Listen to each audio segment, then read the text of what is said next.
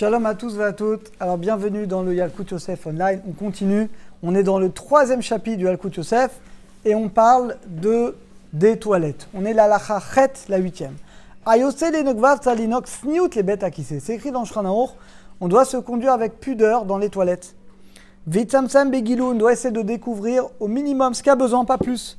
Mashemucha legalot shelo letanef begada, de ne pas se salir et d'être le plus pudique possible.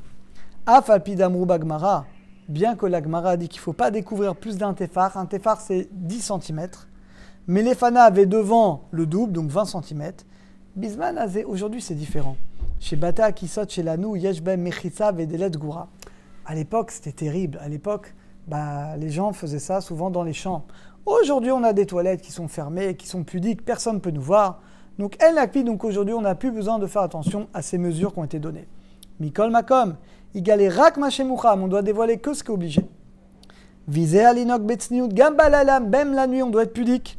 Veis gordelet, il faut fermer toujours la porte des toilettes, même dans l'obscurité, à cause de la tsniout, de la pudeur. Vekol adam tsalizer baiser, tout homme doit faire attention. Velo rak talmidei chachamim, mais pas seulement les sages.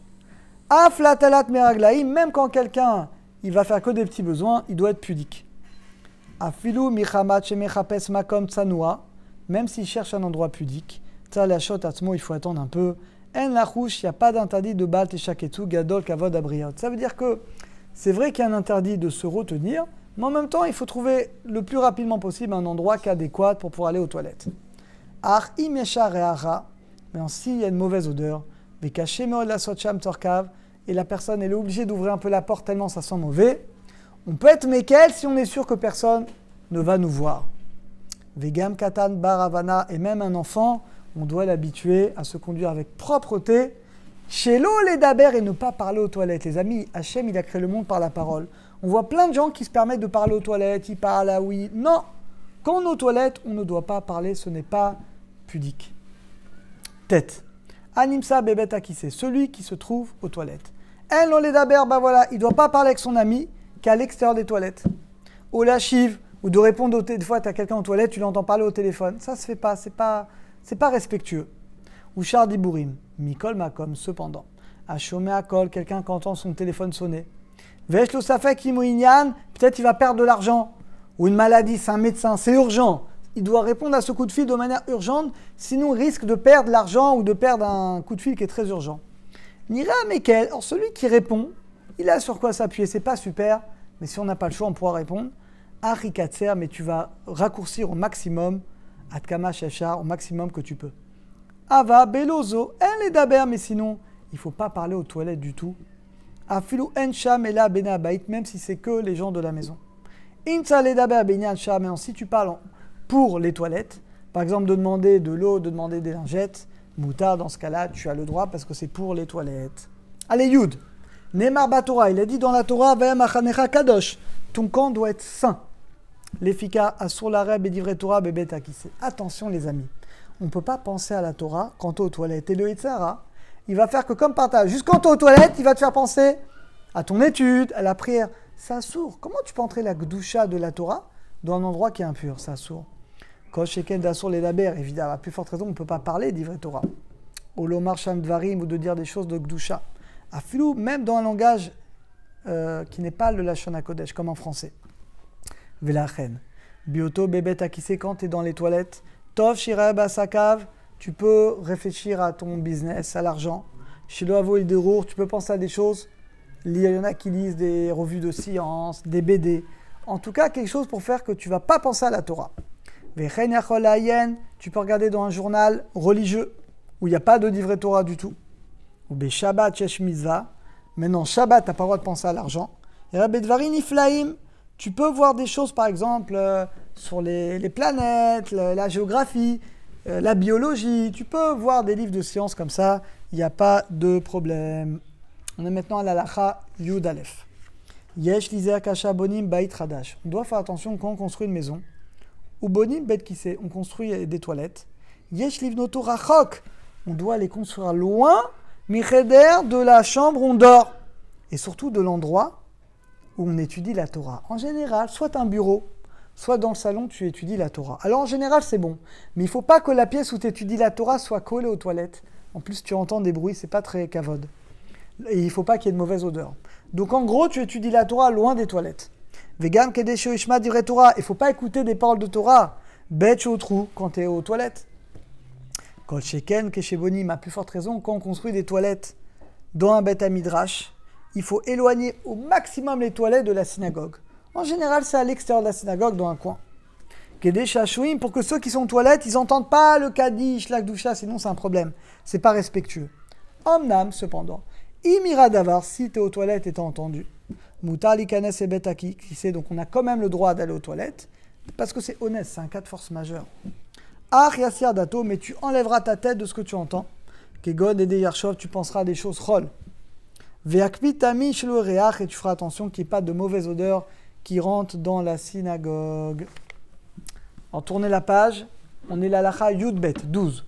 Afalpida sur la Bédivrei Torah, bien qu'on n'a pas le droit de penser aux paroles de Torah dans les toilettes. Mikom akom uta la Bédivrei Torah bebet kise bebet amichas kedelinatzel besur irur isha kadome. Et là, c'est très très intéressant comme lacha. Imaginez quelqu'un, il est aux toilettes ou il est dans une salle de bain et malheureusement, il a une pensée d'immoralité qui vient à lui. Il a une pensée tordue qui vient à lui.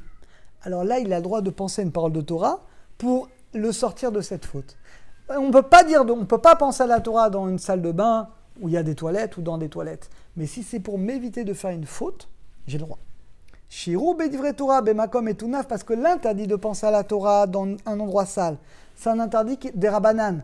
Alors d'avoir une pensée immorale, c'est une sorte de raïta. On ne doit pas se détourner à travers nos yeux et notre cœur. Donc il vaut mieux transgresser un interdit des rabanan plutôt que de transgresser un interdit de la Torah. Yud Gimel, Meikaradin. D'après la stricte halacha. Mutar likanes et bet akise. On a le droit de rentrer aux toilettes. Kashayesh bekis, c'est faire kodesh. Oh, toujours les gens posent la question. Vous avez peut-être un petit télim. Est-ce qu'on a le droit de rentrer aux toilettes avec un petit télim de poche qui est dans votre portefeuille, dans votre sac à dos? Alors, il dit qu'on a le droit. Afilu mutpas belashon ashuri, bien qu'il écrit dans l'écriture du Sefer Torah. À marmir, celui qui est marmir, de ne pas aller rentrer aux toilettes avec un petit livre, ta voix la bracha. Arme, imunimsa bemakom shel gouim. S'il est dans un endroit de gouim, il ne peut pas laisser dehors. C'est vrai que le mieux, c'est laisser dehors. Si t'es en Israël, c'est bon. Si t'es en France, tu ne peux pas faire ça. Inek, tu peux faire meikaradin. Kol sheken de mutar likane bet akise itmuna. À plus forte raison, on a des photos du rabbi, du tzaddik. Tu as le droit. En betmunot, il n'y a pas de gdusha dans ces photos. Af shen inok ben minak bizayon. C'est-à-dire, les amis, surtout qu'en général, les petits élim, il y a une technique sinon. Le mieux, c'est qu'il y ait deux kissouilles. Les recouvrir de deux choses. Déjà, quand ils sont dans ta poche, il y a une première couche. Donc, le mieux, mettez un petit plastique dedans. Et si votre télim, il est dans un petit plastique, le plastique, c'est une première couche. Et ton pantalon, c'est une deuxième couche. Et là, dans ce cas-là, tu as le droit. Et la dernière, Yudalet, Omnam. Yesh lizar meod begdushat sfarim. Il faut faire très attention à la sainteté des livres. Ou misheno nizar, celui qui ne fait pas attention à la gdusha des livres de Torah. Qui gon noten gref shel rei boto cheder. Par exemple, il met nous des couches sales. Vous savez que, par exemple, vous avez une armoire avec des livres de Torah. Vous ne pouvez pas changer un bébé à côté. C'est honteux, ça ne se fait pas. Donc, il faut faire attention de ne pas changer des bébés, qu'il n'y ait pas d'excréments dans les 2 mètres où il y a des livres de Torah. Ça ne se fait pas. Les Torah, il a dit Mktani, Re'ara, il ne faut pas qu'il y ait une mauvaise odeur qui va rentrer. Alav Nehemar. Alors, celui qui fait ça, c'est une grave faute. Parce que c'est là qu'on méprise les livres de Torah. Goufo nase mechoula la briotte. Notre corps est profané par les créatures. Si nous, on profane la Torah, eh ben notre corps est profané par les créatures, c'est le Mishnah dans Pirkei Avot. Et là-dessus, on dit qu'il va Hachem baza. Il a méprisé la parole d'Hachem. Donc, il faut faire attention. Nagou lechasot aktani, donc il faut couvrir les bébés, les enfants, shilou haruim, pour pas qu'ils soient tout nus devant les livres.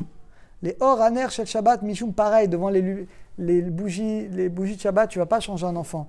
C'est un mépris. Donc, on change un enfant, pas dans le salon. Pas dans le salon s'il y a des bougies de Shabbat ou s'il y a des livres de Torah. Afilu be'echok, même si c'est un petit peu éloigné, Assour, c'est pareil, c'est pas bien. Achad or, étant donné que c'est éclairé. Donc, le mieux, c'est de changer les enfants dans une chambre, dans un endroit où il n'y a pas de livre de Torah, et là, dans ce cas-là, il n'y a plus de problème. Voilà, Baruch Hashem, on va s'arrêter là pour aujourd'hui, Et il ne restera plus qu'un seul cours pour terminer ce chapitre. À très bientôt, à tous et à toutes.